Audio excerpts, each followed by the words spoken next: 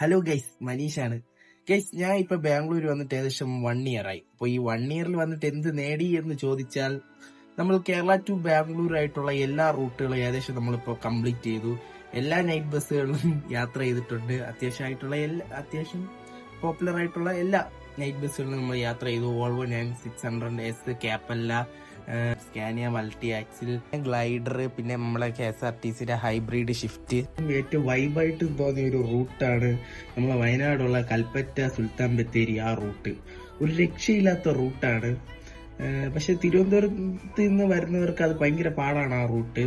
തിരുവനന്തപുരത്തുള്ള ആൾക്കാർക്ക് പോകാൻ എന്തുകൊണ്ടും എളുപ്പം. ഞാൻ സജസ്റ്റ് ചെയ്യുന്നത് നാഗർകോവിൽ, തിരുനെൽവേലി, മധുരൈ, കോയമ്പത്തൂർ, അങ്ങനെ ബാംഗ്ലൂർ കയറാനായിരിക്കും എളുപ്പം.